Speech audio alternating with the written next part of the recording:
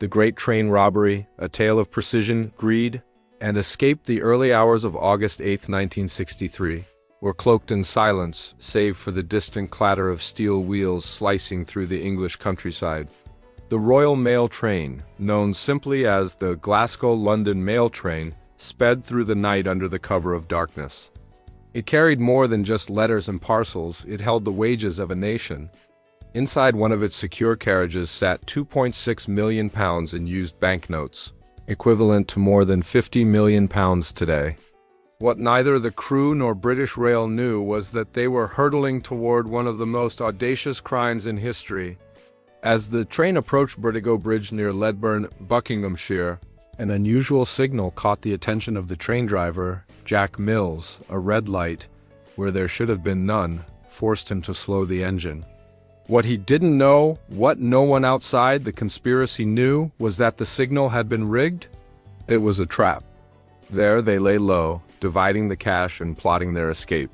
But what they didn't know was that time was already ticking against them.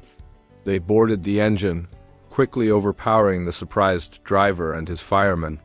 It was the largest cash theft Britain had ever seen. Clues were scarce until 1 week later they struck gold. A small-time crook with a minor role, Biggs gained international fame when he escaped from Wandsworth Prison in 1965, scaling the wall with a rope ladder and fleeing to Brazil. There, protected by the country's laws and a new family, he became a media celebrity. Biggs taunted British justice for decades before finally returning voluntarily in 2001, old, frail, and needing medical care. Jack Mills, the injured driver, never fully recovered from the blow to his head. He suffered chronic headaches and was never able to return to work. The train may have continued its route after that night, but the country never traveled the same tracks again. The public may have cheered the robbers, but the scars ran deeper than any newspaper could print. Reynolds was the last to be captured, eluding police for years before finally being arrested in 1968 in Torremolinos, Spain.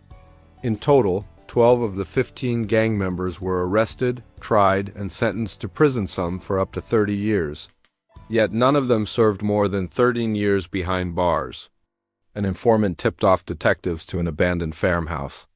When police raided Leatherslade Farm, they found burnt food, empty bottles, and fingerprints. Lots of fingerprints. The public was fascinated. How had it been done? Who were these ghost-like criminals? In the scuffle, Jack Mills was struck on the head with an iron bar, a single act of violence in an otherwise meticulously non-lethal operation. Hidden in the shadows, a team of 15 men held their breath. They shuttled it half a mile down the line to a remote location beneath the bridge, where a chain of Land Rovers waited with engines running. There, under cover of night, they formed a human chain, offloading 120 mail bags stuffed with cash into the vehicles. They weren't ordinary criminals. They were specialists, safecrackers, mechanics, getaway drivers, and planners. A brotherhood that had challenged the system, humiliated the authorities, and pulled off a crime so bold it seemed cinematic. And leading them all was Bruce Reynolds, a man of quiet demeanor but sharp intellect, known to the underworld as Napoleon. For nearly 2 years, Reynolds had assembled this crew and orchestrated every detail of the plan with military precision. As the train slowed to a halt, 2 of the gang members leapt into action. The gang took control of the train, uncoupling the engine and the high-value carriage. It took less than 30 minutes. With the job complete, they vanished into the countryside, leaving behind only a few broken wires and a stunned train crew. The gang's hideout was a place called Leatherslade Farm, a secluded property in Buckinghamshire purchased weeks before under a false name. The British press exploded with the news the next morning. "The Great Train Robbery," the headline screamed.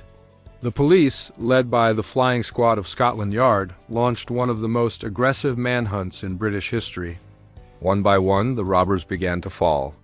One figure, however, became the unlikely face of the crime, Ronnie Biggs. The Great Train Robbery became more than just a heist. It became legend.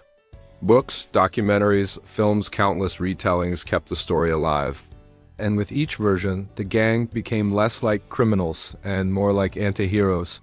But for all its myth, the reality was cold. In the end, the Great Train Robbery was a paradox brilliantly planned yet doomed by human error, non-violent in theory but still marred by harm, legendary yet ultimately tragic. It was a crime that shook Britain to its core and rewrote the playbook for both criminals and the police. Ask ChatGPT.